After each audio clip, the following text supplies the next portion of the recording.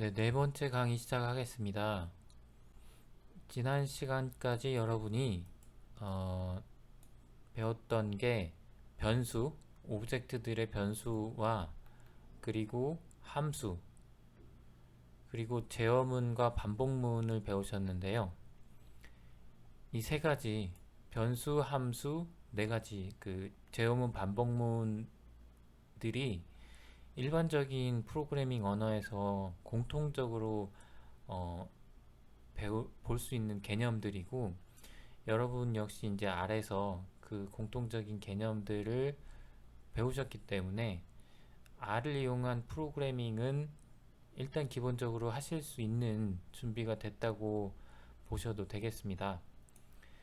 그런데 R은 프로그래밍도 쓰이지만 그 데이터 분석에 더 많이 활용이 되고 있고, 그래서 오늘 시간에는 데이터를 불러오고 쓰고 그리고 적절히 변형을 하는 그런 방법에 대해서 말씀을 드리겠습니다.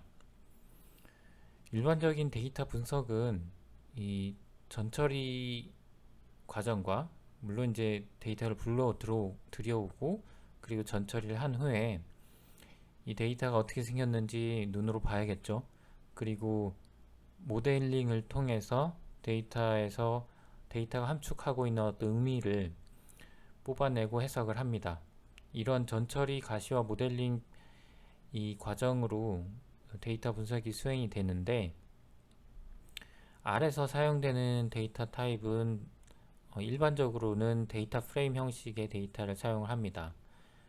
뒤에 가서 한번 더 리뷰를 해드리겠고, 근데 최근에 이제 티블이라는 형식을 쓰는데, 그 오브젝트 중에 하나죠. 우리가 배웠던.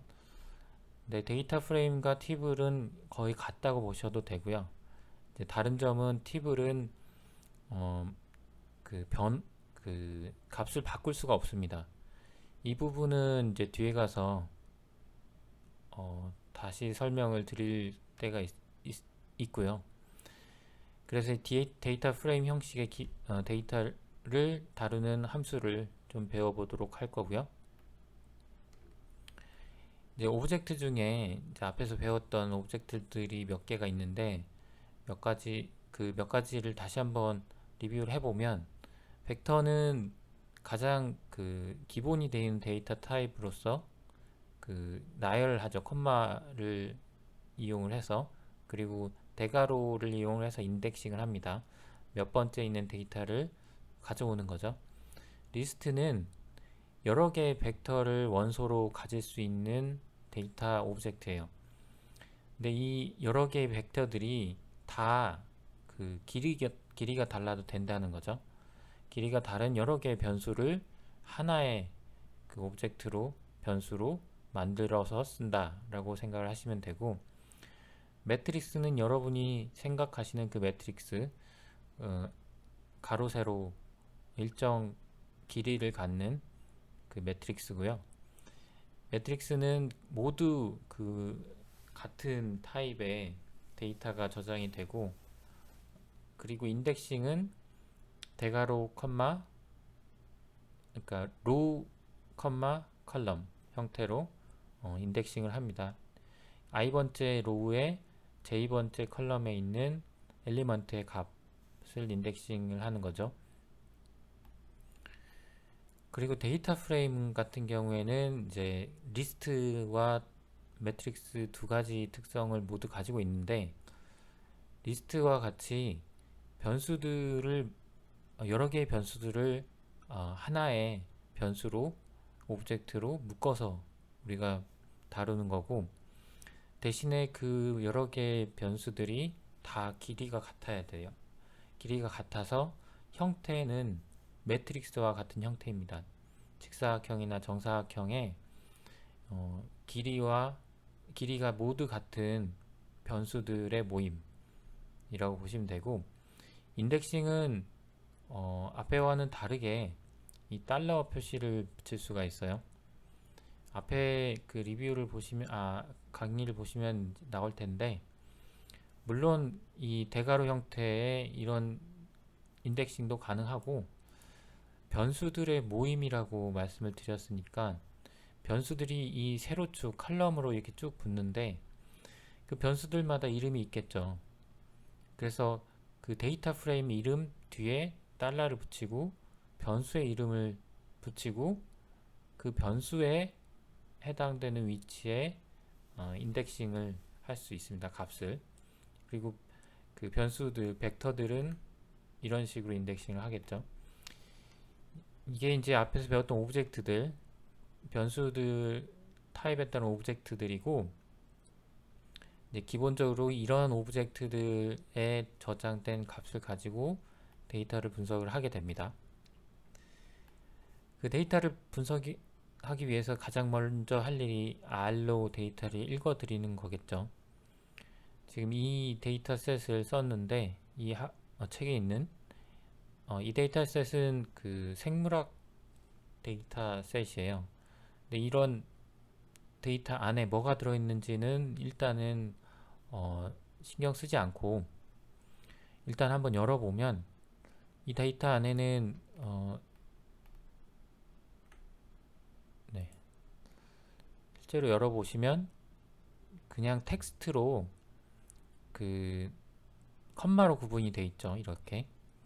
그래서 일반적으로 엑셀을 생각을 하시면 됩니다.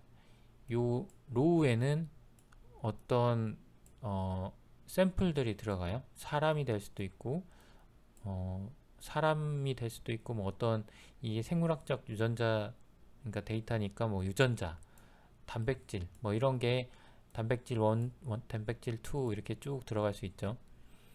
그리고 컬럼 같은 경우에는 이제 변수가 들어갑니다. 그래서 스타트, 엔드 이게 뭔가 스타트 포인트가 되는 숫자고 두 번째는 엔드 포인트의 숫자죠. 그리고 뭐 토탈이 있고 스닙이 있고 뭐 이렇게 있는데 이 기억하실 거는 이 로우들은 샘플, 컬럼은 변수 이렇게 돼 있고 구분이 지금 컴마로 돼 있다는 거죠. 이 데이터를 이제 R로 읽어 들어오는 겁니다. 이때 쓰는 함수가 read.csv 또는 read.table입니다. 그 read.csv나 read.table 둘 다 거의 비슷하게 쓰이는데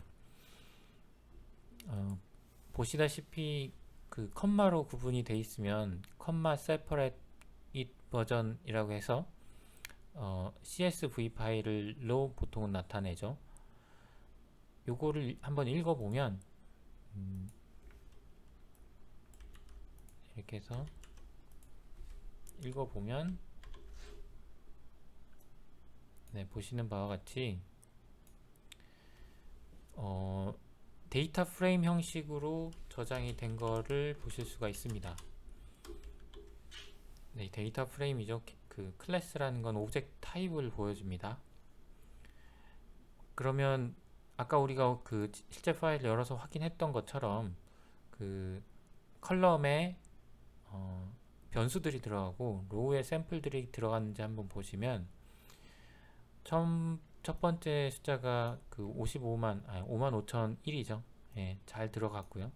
두 번째 56,000 잘 들어갔고요.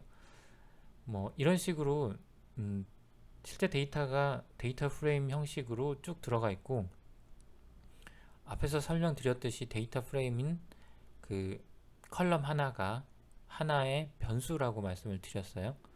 스타트 변수, 엔드 변수, 토탈.스닙 변수, 토탈.베이스 변수 이렇게 된 거죠. 아까 인덱싱을 달러로 할 수 있다고 했잖아요. 네, 이렇게 그 데이터 프레임 이름을 쓰고 달러를 써주시면 그 변수들, 변수들의 묶음이라고 했잖아요. 이 각 변수들의 이름이 자동으로 보입니다. 그래서 스타트라는 변수의 값을 한번 출력을 해보면 네, 이렇게 한 4,000개 정도가 출력이 되죠. 5,000개 정도가 출력이 되는데 보시면 벡터 형식이죠. 요 값들 중에 두 번째에 있는 값을 찾아보겠다. 그러면 꺽쇠를 하고 두 번째 이렇게 하셔도 되고, 인덱싱을 할 때 첫 번째, 두 번째 로우죠. 사실 56001은 두 번째 있는 값이잖아요. 매트릭스 형태로 보면 여기 있는 값이죠.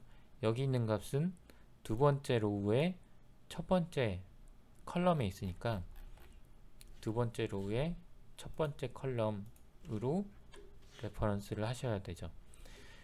근데 여러분이 보시듯이 이게 훨씬 더 직관적이죠.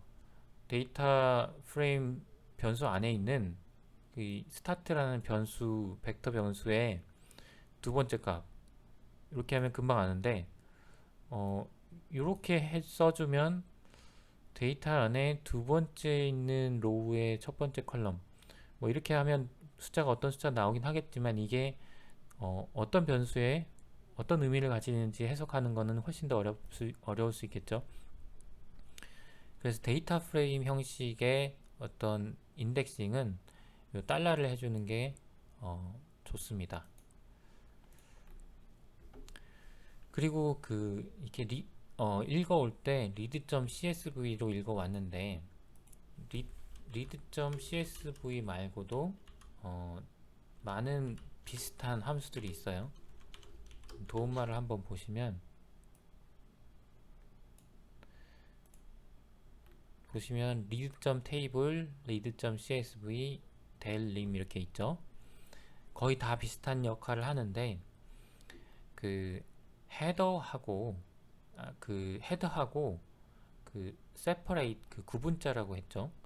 구분자를 뭘 지정을 해주냐에 따라서 똑같은 함수들을 다른 함수 이름을 똑같이 쓸 수가 있어요. 거의 비슷한 수준인데, 헤더 true, 그 다음에 세비 컴마죠. 기본 디폴트 값으로 헤더를 포함한다는 게 지금 실제 이 데이터에서 첫 번째 로우를 헤더로 한다는 겁니다. 그래서 실제로 우리가 읽어보니까 헤더 부분에 어떤 변수의 이름이 된 거죠, 헤더가. 그래서 자동으로 우리가 이 값들을, 변수의 이름들을 지정을 하면서 데이터 프레임으로 읽어온 겁니다. 7, 컴마로 구분이 되어 있다 라고 한 거죠. 이 두 개의 파라미터만 여러분이 잘 쓰시면 어떤 함수를 쓰시건 다 읽어 오실 수가 있고요. 스트럭처를 보여주는 거는 제가 전번 시간에 말씀을 드렸었고, str, dat 이렇게 하면 어떤 변수들이 있고, 각 변수들이 어떤 데이터 타입이고, 그리고 실제로 어떻게 생겼는지 이게 한눈에 보입니다. 네, 여기서 제가 한 가지 이제 뒤에 또 설명을 드리겠지만, 데이터가 쉐입이 있어요. 두 가지 쉐입을 기억을 하시면 좋은데, 하나는 와이드형, 그리고 하나는 롱형입니다. 일반적으로 여러분이 엑셀에서 보시는 데이터 쉐입은, 모양은 와이드형이에요. 와이드형은 지금 아까 방금 설명드렸듯이 이 컬럼이 변수예요. 그리고 데이터는 로우라고 말씀을 드렸죠. 그래서 변수가 추가될 때마다 옆으로 늘어나요. 근데 이제 데이터가 추가되면 아래로 늘어나겠죠. 이게 이제 생각을 해보시면 양방향, 그러니까 좌우 상하로 데이터가 커지면 커질수록 계속 커지는 그런 형태죠. 이런 거는 분석을 해주는 컴퓨터 입장에서는 조금 어렵습니다. 분석을 하기가. 그래서 컴퓨터로 분석할 때는 뭐 모델링을 할 때라든지 그럴 때는 롱형 데이터를 많이 썼어요. 롱형 데이터는 일반적으로 3개의 컬럼을 갖습니다. 하나는 ID, 그 다음에 두 번째 컬럼에는 변수의 종류들이 들어가요. 그러니까 id라는 건 샘플의 id죠. 변수의 종류, 그리고 실제 측정 값이 들어가요. 그래서 요 세 개 컬럼만 있으면 어떤 값이든 다 표현을 할 수가 있죠. 첫 번째 사람의 어떤 변수의 그 값. 그래서 변수가 추가되든 그 샘플이 추가되든 이건 밑으로 붙어요. 밑으로 붙으니까 컬럼은 고정이 돼 있죠. 세 개로. 이런 경우가 컴퓨터가 그 어떤 계산을 하기에 훨씬 더 편하죠. 이 두 가지 타입은 지금 여기서는 많이 이제 안 쓰이는데 다다음 시간부터 시작되는 또 다른 어떤 형태의 데이터 분석 기법들에서 아마 다시 한번 설명을 드릴 겁니다. 참고로 말씀을 드리면 지금 저번 시간 포함해서 이 베이직스 1, 2 그리고 오늘 배우는 트랜스포메이션 IO, 다음 시간에 배울 R 그래픽스 요 네 개의 세션은 거의 1세대라고 보시면 돼요. R을 이용한 분석의 1세대. 근데 2세대는 똑같아요. 오브젝트 타입도 있고 트랜스포메이션 하는 함수들도 있고 다음 시간에 배울 그 비주얼라이제이션 함수들도 있는데 다 똑같은데 2세대라고 볼 수 있어요. 뭐 세대는 제가 임의로 붙인 말이긴 한데 그만큼 지금 다음 시간까지 배울 기술들이 방법들이 거의 혁신적으로 많이 바뀌어서 사용이 거의 이제 안 될 수도 있어요. 그런데 이제 개념은 여러분들이 꼭 알아놓고 가셔야 돼서 다음 시간까지 해서 그 기존에 썼던 방법들, 함수들, 개념들을 설명을 드리는 겁니다. 롱형이랑 와이드형도 그런 측면으로 생각을 해주시면 될 것 같고, 자 그리고 라이팅 데이터를 하는 거는 그 write.table 또는 write.csv 함수를 사용하시면 됩니다. 그 당연히 이제 보시면 데이터라는 거는 내가 가진 데이터겠죠. 데이터 프레임형에. 그리고 파일은 어디다 쓸 건지 여러분이 기억하실 거는 요 두 개 하고 요 두 개는 기본적으로 들어가고 이 쿼테이션 쿼트라는 이게 기본적으로 true예요. 도움말을 보시면 아시겠지만 true라서 모든 데이터에 다 콤마가 들어갑니다. 라이팅을 할 때. 그래서 이걸 false로 해주고 아니면 그 row.names나 call.names가 그 이제 false나 true로 해줄 수가 있어요. 컬럼 네임이나 로우 네임을 파일에다 쓸 거냐 안 쓸 거냐 요거죠. 그리고 sav은 구분자는 콤마로 해줄 거냐, 디폴트는 탭일 수도 있고 뭐 콤마일 수도 있습니다. 요건 여러분들이 해보시면 이제 금방 아실 것 같은데 일단 하나만 해보면은 요 데이터를 이 파일에 한번 저장을 해볼게요. 저장을 하면 table.write.txt라는 게 생기겠죠? 컴퓨터가 좀 느린데 예, 여기 생겼습니다. 요거를 아무런 파라미터 옵션 없이 그냥 만들었는데 이걸 열어보면 네, 이렇게 쿼테이션 마크가 기본적으로 들어가요. 그리고 1, 2, 3 요게 붙었죠. 근데 기존에 있던 데이터셋을 보면은 요 쿼테이션도 없을 뿐더러 1, 2, 3도 없죠. 앞에 네, 바로 그냥 55,001이 나오는데 그래서 요거 때문에 이 앞에 쿼테이션을 false로 해주고 row names를 false로 해줍니다. separation은 이제 여기서는 제가 보니까 네, 여긴 탭으로 돼 있죠. 이제 눈으로는 안 보이는데 기본적으로 디폴트로 탭으로 돼 있을 겁니다. 그래서 요것도 이제 컴마로 바꿔주는 파라미터들을 다 설정을 해주시면 처음 읽어드릴 때 그 데이터하고 똑같은 데이터를 여러분이 얻으실 수가 있습니다. 그리고 엑셀 파일 많이 쓰시니까 엑셀 파일도 읽으면 좋은데, 엑셀 파일은 이 패키지에서 제공하는 기능을 함수를 씁니다. 그래서 readxl이라는 패키지를 설치를 하시고, 그리고 일단 이 라이브러리 함수로 패키지를 읽어 오시고, 그 다음에 read underbar excel이라는 함수를 사용하시면 읽어 올 수가 있어요. 지금 xp.data.xls라는 제가 갖다 놓은 그 파일, 엑셀 파일이 있는데, 이 파일은 어떤 파일이냐면 이렇게 어떤 실제 실험 파일이에요. 실험 파일인데, 지금 첫 번째 시트에 요런 데이터가 저장이 되어 있습니다.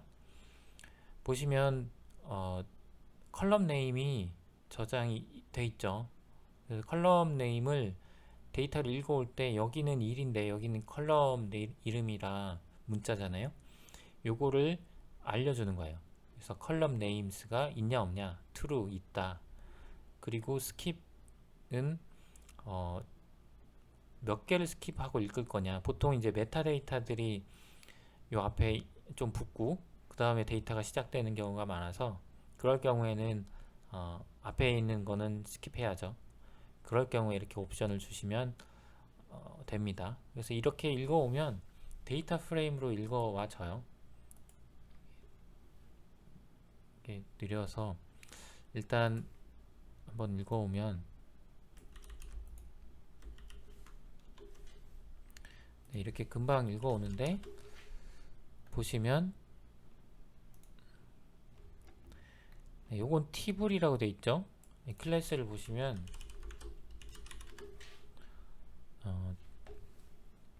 티블이라고 돼 있는데 이제 TLB 이렇게 돼 있고, 데이터 프레임 그 오브젝트 특성도 있어요. 여러 가지 특성을 다 가질 수 있는데, 말씀드렸듯이 티블은 이제 뒤에 다음 시간 정도에서부터 이제 본격적으로 사용이 되고, 값을 바꿀 수가 없어요. 그리고 보여지는 게 좀 다르죠. 여기서는 더블형, 캐릭터형 이렇게 데이트형 이렇게 쭉 이제 타입까지 같이 나와요. 보여지는 게 다르죠. 최근에 이제 많이 쓰는 오브젝트형으로서 그냥 데이터 프레임이랑 같은데 조금 개선된 형태 정도로 생각을 하시면 됩니다. 네, 이렇게 해서 당연히 이제 데이터 프레임과 같으니까 이렇게 해서 그 값들을 또 불러올 수 있겠죠. 이게 변수 하나라고 했잖아요. 그러면 제가 아마 여기 있는 걸 한번 불러와 볼게요. 559, 595. 네, 이렇게 하면 여기 같은 경우에는 이제 뭐 공백도 있고 뭐 가로도 있고 막 그래요. 그래서 이 읽어올 때 변수 이름을 이걸 만들었잖아요. 근데 변수 이름이 이렇게 공백도 있고 그러면 안 되니까 이 백슬러시로 묶어준 겁니다. 이렇게 하면 이제 하나의 문자처럼 값을 가져올 수가 있어요. 네, 다 잘 가져왔죠? 701, 751 이렇게. 네. 네, 이런 식으로 엑셀 파일을 읽어올 수 있고, 또 뭐 쓸 수도 있긴 합니다. 그런데 앞에 보셨던 것처럼 CSV 파일로 쓰면은 엑셀로 읽어질 수 있죠. 네, 그런 식으로 활용을 하시면 됩니다.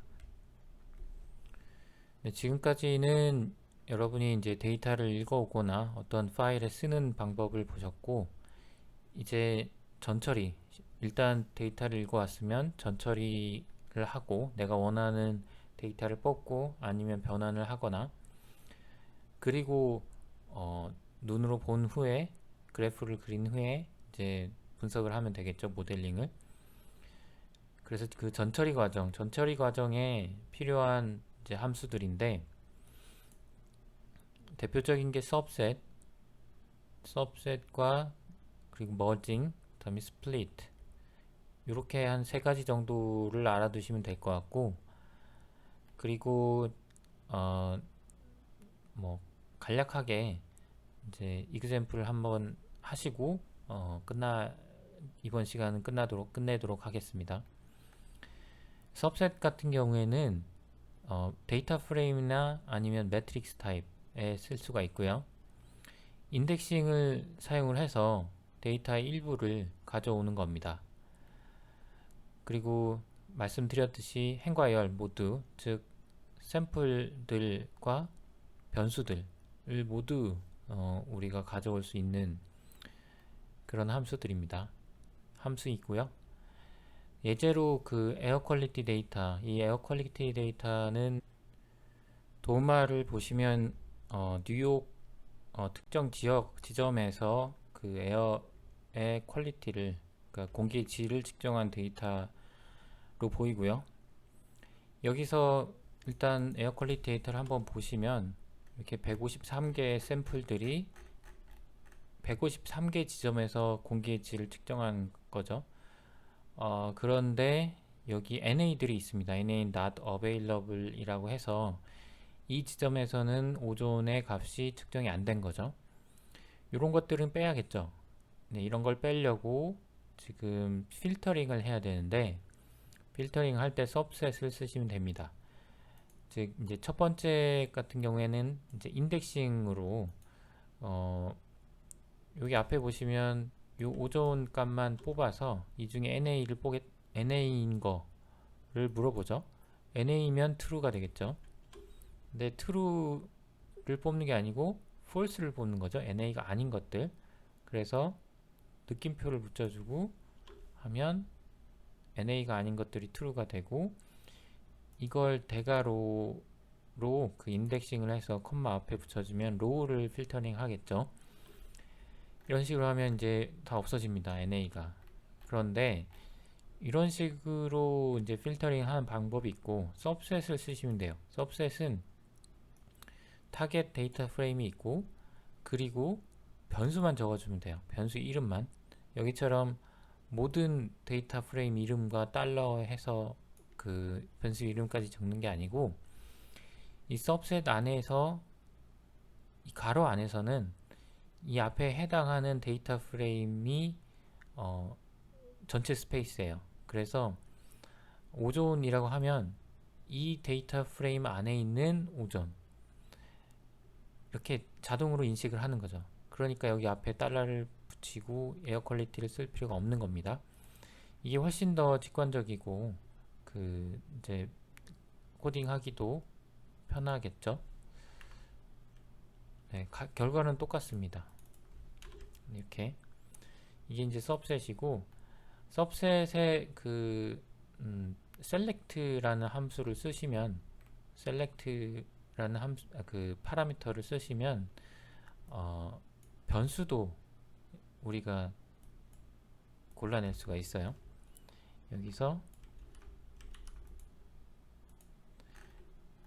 여기서 우리가 골라낸 데이터가 complete 2가 보시면 오존은 NA가 다 빠졌죠.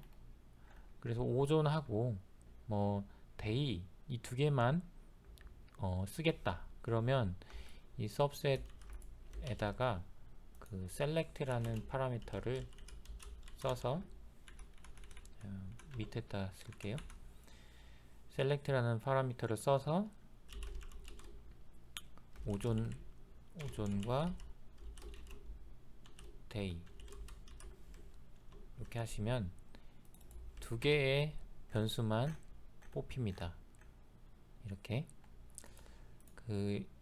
그 줄바꿈을 하는 거는, 이 가로가 원래 이제 라인 이 인터프리터죠.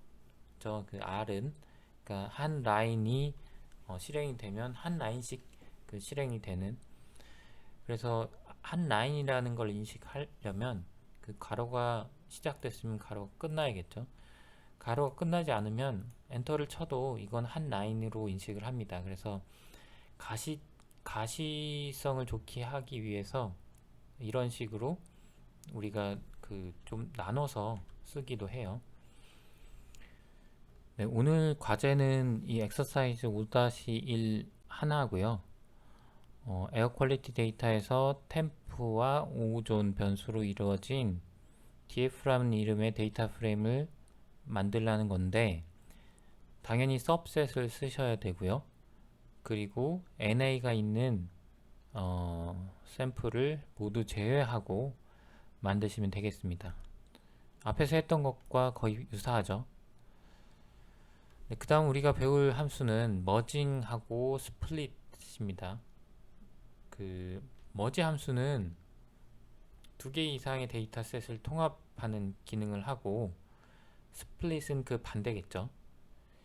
자, 이 통합을 할 때 여러분이 잘 생각을 하셔야 되는 게, 지금 우리는 알바인드나 C바인드는 배우지 않았어요. 알바인드는 뭐 보시면 아시겠지만 로우를 바인딩 해주는 거고, C바인드 같은 경우에는 컬럼, 그러니까 컬럼별로 바인딩을 해주는 함수인데, 이런 함수들은 이제 요즘은 잘 쓰지는 않아요. 굉장히 느리고 비효율적이라 쓰지는 않는데, 생각을 해보셔야 될 게, 두 개의 데이터가 있을 때 두 개의 데이터를 머지한다 라는 거는 두 개의 데이터의 어떤 공통적인 특징을 기준으로 해서 머지를 해야 되는 거지, 그냥 있는 그대로 두 개를 갖다 붙이는 그런 상황은 아닙니다. 이 R바인드나 C바인드는 있는 그대로 붙이는 거예요. 그 두 개의 성분이 다르건 같건 상관없이. 그래서 실수가 많이 일어나는 함수기도 하죠. 머지는 기준이 있어야 돼요. 어떤 기준으로 그 공통적인 것끼리 붙이는 겁니다. 예제를 보시면 금방 아실 텐데, df1과 df2가 있어요. 이게 하나는 id가 이렇게 돼 있고, 하나는 4, 5, 6, 7, 8, 9 이렇게 돼 있죠.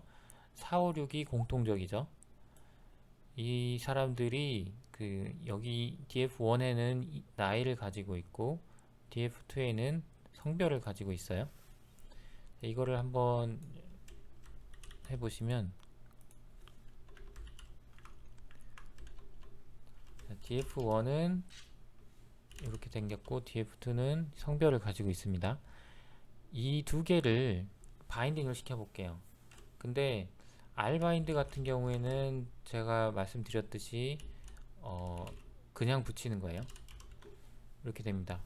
근데 일단 R바인드는 이 두 개를 붙이는데 안 붙어요. 왜냐면 여기는 age인데 여기는 젠더죠. 그 age랑 젠더를 붙일 수가 없어요.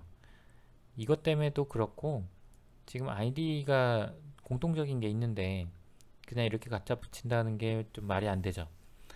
그런데 이런 경우는 안 붙는데, 이제 여러 가지 데이터 중에 묘하게 이런 게 없이 그냥 붙일 수 있는 것들이 있어요. 그러면 에러가 되겠죠. C 바인드 같은 경우도 당연히 이건 되네요. 근데 이건 왜 되냐면 걸리는 게 없죠. 걸리는 게 없는데, 문제는 여기는 1번이 age가 30, 근데 4번 젠더가 F.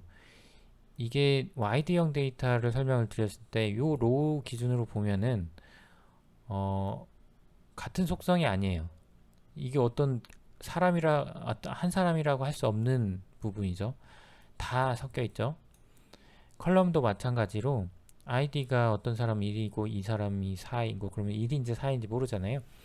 이런 식으로 C바인드나 R바인드는 사용을 하실 때 조심을 하셔야 됩니다. 대신에 이제 머지를 쓰면은 되는데,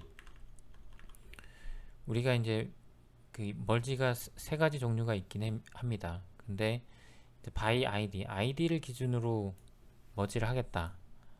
여기 all이라는 거에 false를 해주면 inner 머지예요. 그래서 공통적인 것만 머지를 해주죠. id를 기준으로. 그런데 all을 true를 해주면 outer 머지라고 해서 다 머지를 하되, 없는 값들 있죠. 이런 거는 NA로 처리를 해줘요. 그리고 뭐 왼쪽으로 붙이고 오른쪽으로 붙이고 다 이런 게 그 어떤 id를 기준으로 해서 머지를 하는 방법입니다. 네, 여러분이 다 따라 해보시면 이해가 금방 되실 것 같고요. 자, 스플릿은 그 반대죠. 그 반대인데 어떤 기준으로 나누느냐, 요것만 알아두시면 돼요. 이 에어 퀄리티 데이터 같은 경우에 우리가 다시 한번 보면은 네, 6개의 베리어블이 있는데 6개의 베리어블을 이제 가만히 보니까 다 인티저형이죠. 근데 이걸 이제 일단 나눠야 되니까 나누는 거는 어떤 기준, 그러니까 분류를 한다는 거고, 분류를 한다는 건 이제 범주가 있다는 거잖아요. 범주형. 범주형은 캐릭터형이어야 돼요. 팩터형이죠. R에서는 캐릭터형을 팩터형으로 바꿔야 되는데 지금 다 인티저형이라. 근데 여기서 범주가 될 수 있는 거는 보니까 months 같은 건 범주가 될 수 있겠네요. 데이도 그렇지만. 그래서 months를 이 5라고 하는 이 숫자들을 다 일단 그 캐릭터형으로 바꿉니다. 그리고 팩터형으로 바꾸는데 여기서는 그냥 바로 팩터형으로 바꿨죠. 이게 어떤 수준을 나타내는 의미로 바뀌었어요. 숫자 5가 아니고 그 수준이 5, 6, 7, 8, 9가 있다. 이렇게 팩터형, 범주형으로 바뀌었죠. 그럼 이 범주를 기준으로 이제 스플릿을 하는 겁니다. 스플릿을 해보면 네, 이렇게 바뀌었는데 9, 8 이렇게 바뀌었죠. 이게 리스트형이에요. 말씀드렸듯이 리스트는 뭐 길이가 다른 어떤 형태의 변수도 다 붙일 수가 있죠. 붙였다기보다는 다 모아서 관리를 할 수가 있어요. 개수가 뭐 다 틀릴 텐데 이 하나 여섯 개 몇 개죠? 5개의 범주들의 매트릭스 데이터 프레임을 모아놓은 하나의 리스트가 된 겁니다. 네, 이렇게 쓰시면 되고, 그 다음에 이제 방법 중에 마지막 개념을 하나를 아셔야 되는데, 이게 뒤에 가서 말씀을 드리겠지만, 앞에서 잠깐 설명드렸듯이 이제 2세대라고 할 수 있는 이 타이드버스라는 패키지들을 이용을 해서 데이터 분석을 하게 될 겁니다. 그런데 거기에서도 쓰는 개념들이 여기에서도 있어서 일단 방법들을 아시고 그리고 또 개념을 이해하는데 도움이 되는 부분이라 이것도 한번 잘 보시면 좋을 것 같습니다. 위드와 위드인인데요. 위드와 위드인은 데이터 프레임을 다룰 때 앞에서 잠깐 설명드렸던 그런 개념을 좀 해결해주는 문제점을 여기서 보면은 인덱싱을 할 때 에어 퀄리티 안에 있는 어떤 값들이 인덱싱을 하는데 에어 퀄리티라고 한 번 더 써줘야 되죠. 그런데 서브셋 같은 경우에는 이 가로 안에서 에어 퀄리티 데이터만 가지고 우리가 얘기할 수 있으니까 에어 퀄리티 달러를 써주지 않고 그냥 바로 오존이라고 이 안에 있는 변수를 참고를 했습니다. 이런 개념입니다.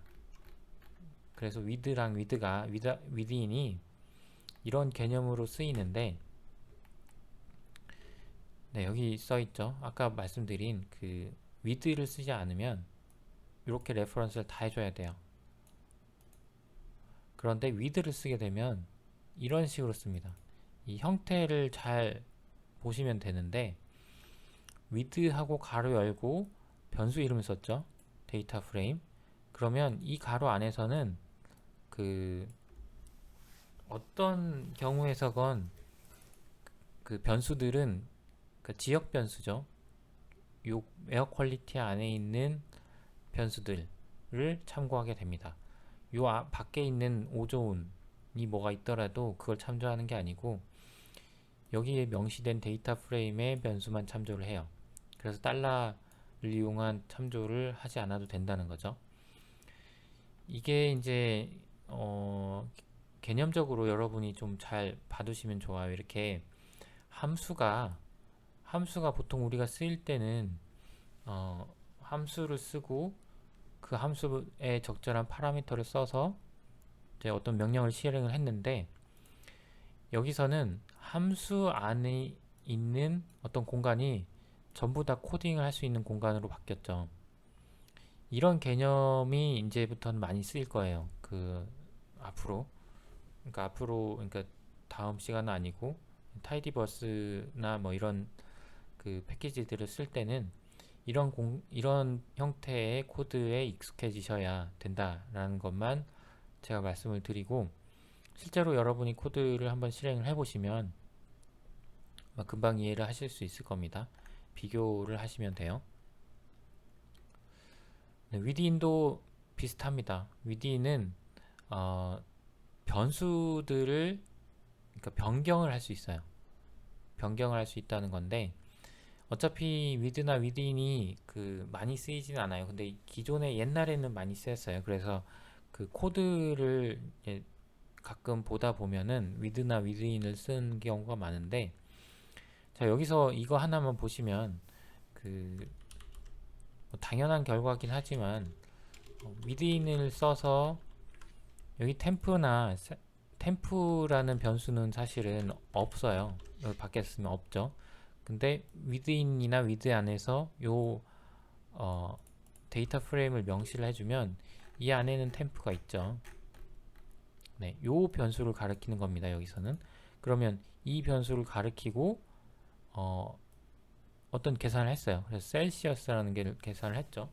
그러면 이게 지금 with라는 함수가 여기서부터 여기까지고, 이 안에 코드를 이만큼을 써서 어떤 변수를 만들어냈는데, 이 변수가 기존에 있던 에어 퀄리티 데이터 프레임 안에 덧붙여져요. 뒤에. 네, 이런 개념을 여러분이 조금 기존에 이제 프로그래밍에서는 좀 생소한 부분인데, 데이터 분석을 할 때는, 특히 R로 할 때는 이런 부분에 익숙해지셔야 돼요.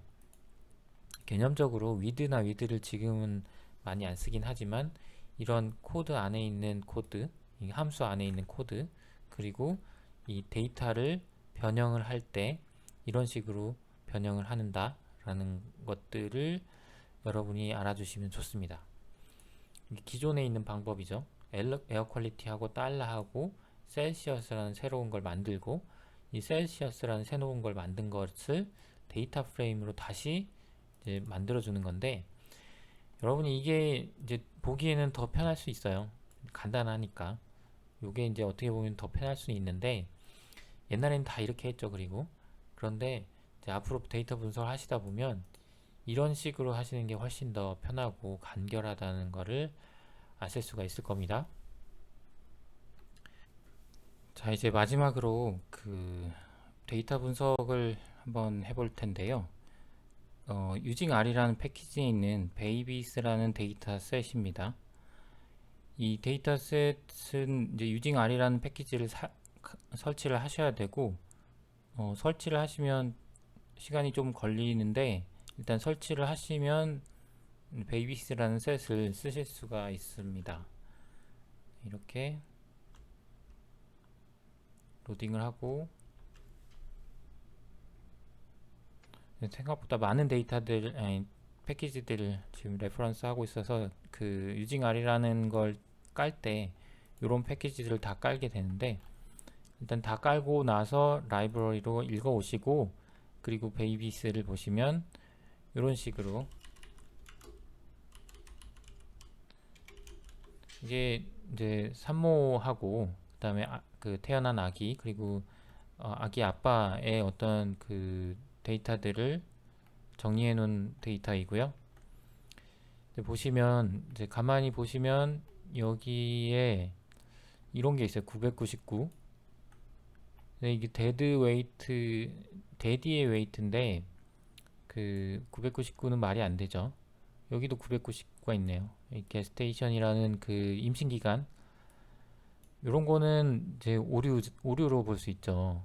오류로 볼 수 있는데, 이런 것들을 빼줘야겠죠. 일단 분석을 할 때 전처리가 필요합니다. 근데 빼줄 때 우리가 이제 게스테이션이란 플랫을 한번 그려보면,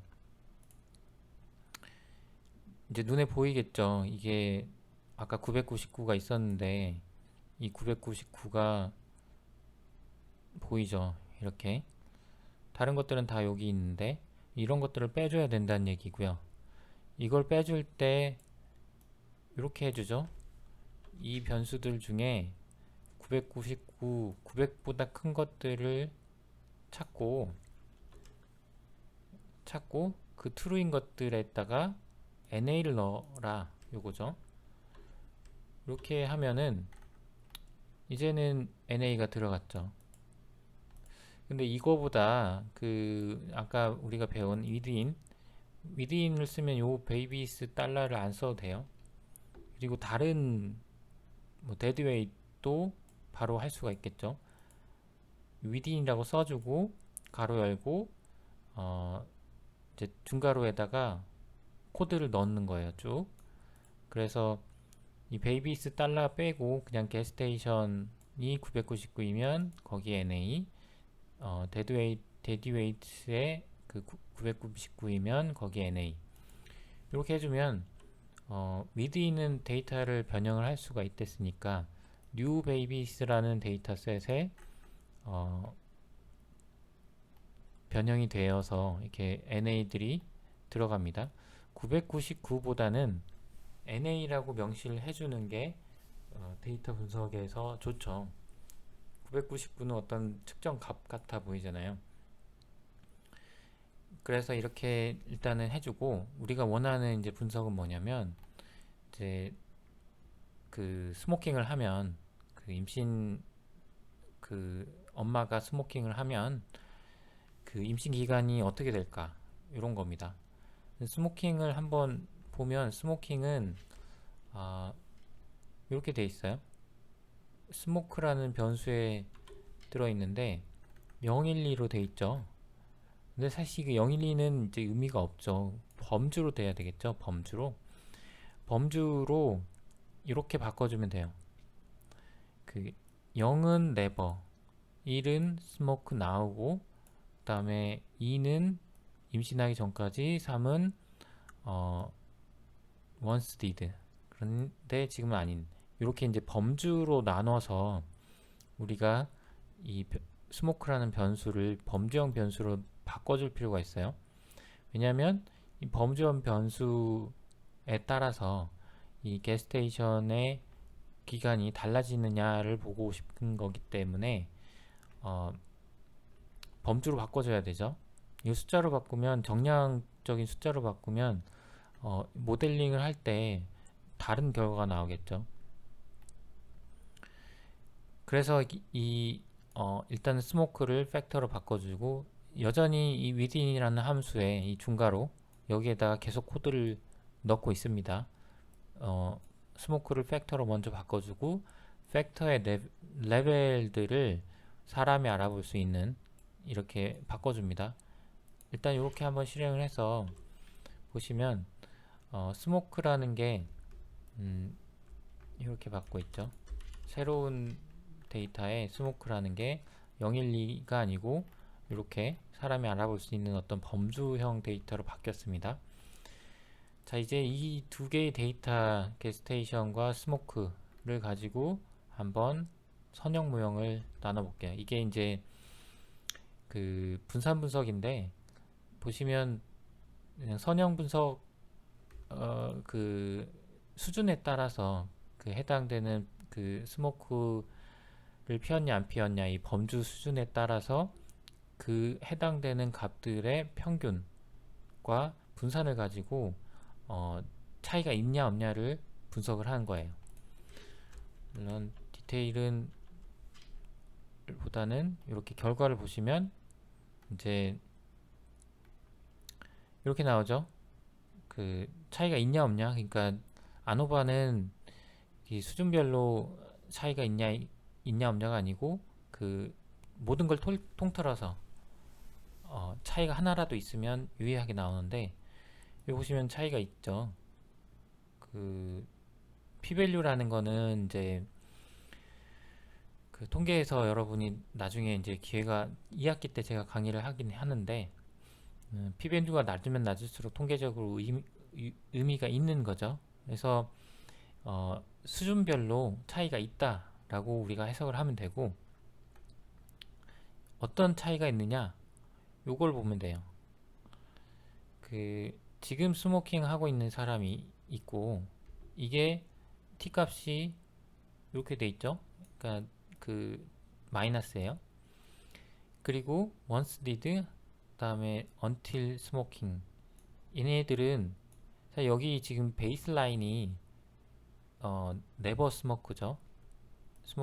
never죠. 이게 베이스라인에 비해서 마이너스로 됐다는 거는 임신 기간이 줄어들었다는 거죠. 어느 정도 이 두 개는 거의 이제 차이가 없다라고 보는데, 요 스모크를 계속 한 사람들은 임신 기간이 줄어든 통계적 결과를 보여주는 겁니다. 일단 요 디테일은 통계적인 의미를 떠나서 우리가 데이터 전처리를 할 때 이런 식으로 전처리를 within이라는 함수를 써서 할 수 있다는 거하고, 제가 ggplot을 아직 우리가 배우진 않았지만 요렇게 그릴 수 있어요. 이제 다다음 정도에 배울 수 있는데, 한 3시간 정도 더 진행이 되면 배울 수 있을 텐데, 네, 이게 이제 웨이시랑도 플롯을 그려본 겁니다. 아기의 무게죠. 무게도 플롯을 그려봤고, 이게 스모크를 하지 않은 사람하고 엄마가 스모킹을 한 사람하고의 차이가 이렇게 보시면 이제 뭐 콜레이션이 있는 것 같아요. 보면은 임신 기간이 아기의 몸무게와 상관성이 있어 보이죠. 스모킹을 한 경우에 이런 것도 아실 수가 있습니다. 이제 지지플랫은 나중에 이제 시간이 되면 그때 더 설명을 드리기로 하고, 오늘은 앞에 전처리 부분의 개념하고 실제 데이터를 읽어오는 부분, 이런 부분들에 대한 개념을 여러분이 확실히 아시고 넘어가시면 이제 다음 시간 수업하는데 더 도움이 되실 것 같습니다.